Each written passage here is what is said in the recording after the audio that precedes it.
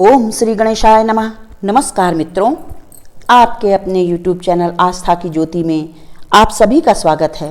मित्रों, क्या कभी आपने सोचा है कि इतने सुंदर चांद पर भी दाग क्यों है?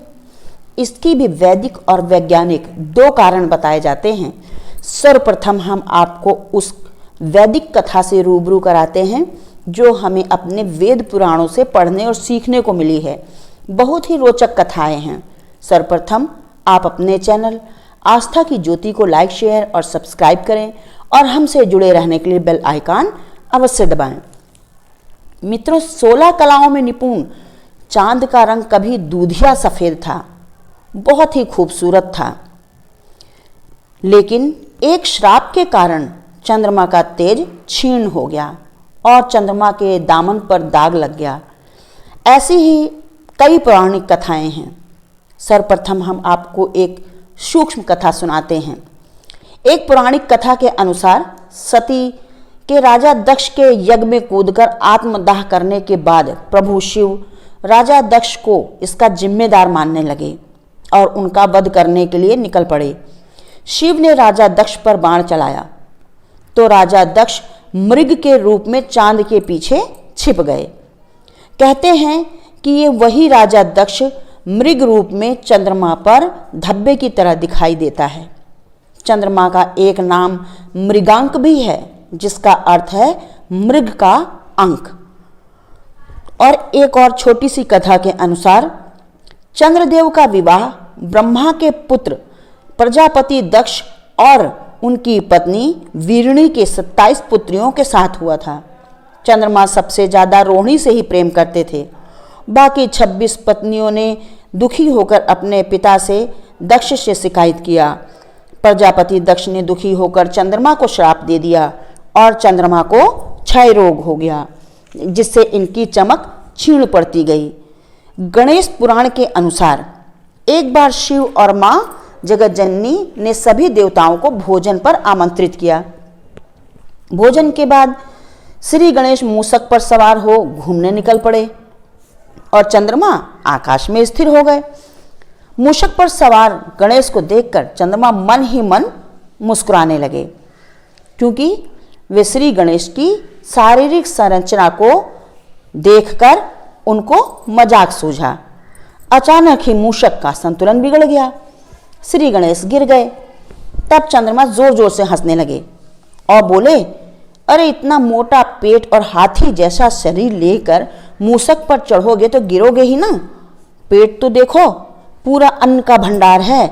आपको देखकर तो मेरी हंसी रुक ही नहीं रही है। श्री गणेश ने क्रोध में आकर चंद्रमा को उनकी चमक खोने का श्राप दे दिया। कहते हैं उसी दिन से धीरे धीरे करके चंद्रमा की खूबसूरती में दाग लगने लगा और उनकी चमक क्षीण पड़ने लगी। मित्रों, इसी प्रकार चंद्रमा की खूबसूरती में दाग होने का एक और रहस्यमय कारण है, जिसके अनुसार एक अन्य कथा रामायण के अनुसार अहिल्या ब्रह्मा जी की मानस पुत्री थी। सृष्टि के रचयिता ब्रह्मा जी ने एक स्त्री का निर्माण किया जिसका नाम अहिल्या रखा। अहिल्या अत्यंत ही सुंदरी थी। उन्हें वरदान था कि उन्हें कभी भी बुढ़ापा नहीं आएगा, सदा युवा ही बनी रहेंगी। उनकी सुंदरता के आगे तो सुंदर सुंदर अप्सराएं भी पानी भरती थीं। सभी देवता गंधर्व उन्हें पाने की अभिलाषा रखते थे। ब्रह्मा जी ने उनके विवाह के लिए एक परीक्षा का आयोजन किया, जिसके अनुसार वे अहिल्या का विवाह विजेता महापुरुष से करना चाहते थे। सभी देवतागण और ऋषिगण को आमंत्रित किया गया। सभी उस परीक्षा में उत्तीर्ण होकर अहिल्या को पाने की इच्छा से आए थे, परंतु परीक्षा में ऋषि गौतम ने उत्तीर्ण किया। इस वजह से अहिल्या का विवाह गौतम ऋषि के साथ विधि पूर्वक कर दिया गया, जिसमें इंद्रदेव अहिल्या की सुंदरता पर अत्यधिक मोहित थे। एक दिन चंद्रमा के साथ मिलकर इंद्रदेव ने एक योजना बनाई कि प्रातः ब्रह्म मुहूर्त में महर्षि गौतम स्नान के लिए गंगा घाट पर जाते हैं, मैं उसी समय अहिल्या के पास जा सकता हूँ। इंद्र ने चंद्रमा से कहा कि तुम अर्धरात्रि में ही मुर्गे की आवाज में बांग देना। महर्षि प्रातःकाल समझकर गंगा में स्नान करने को चले जाएंगे। चंद्रदेव ने वैसा ही किया जैसे उन्हें इंद्रदेव ने करने को कहा था। उन्होंने अर्धरात्रि में ही मुर्गे की आवाज में बांग दिया। महर्षि गौतम ने सुबह जानकर गंगा स्नान के लिए निकल पड़े। इंद्र और चंद्रमा छिपकर सब देख रहे थे।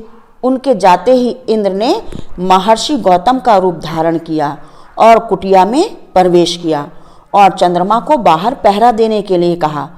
अब महर्षि गौतम जब गंगा घाट पर पहुंचे तभी उन्हें आभास हो गया कि उनके साथ कुछ छल हुआ है।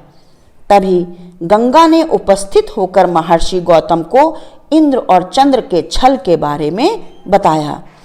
सुनकर महर्षि क्रोध से लाल होकर आश्रम पहुंचे। उन्होंने कुटिया के बाहर चंद्रदेव को बैठे देखा।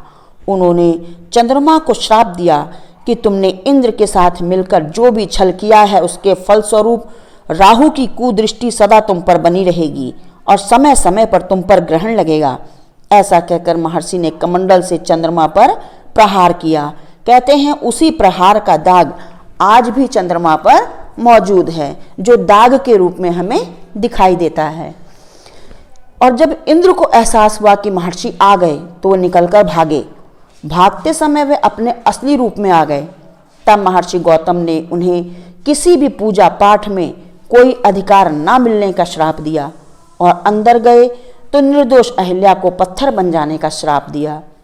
मित्रों, इस प्रकार कई कथाओं से यह जानकारी मिलती है कि चंद्रमा पर दाग क्यों है। अगली कथा में हम आपको अहिल्या के उद्धार की कहानी सुनाएंगे। तब तक के लिए हम आपसे विदा लेते हैं। जय माता दी। धन्यवाद मित्रों।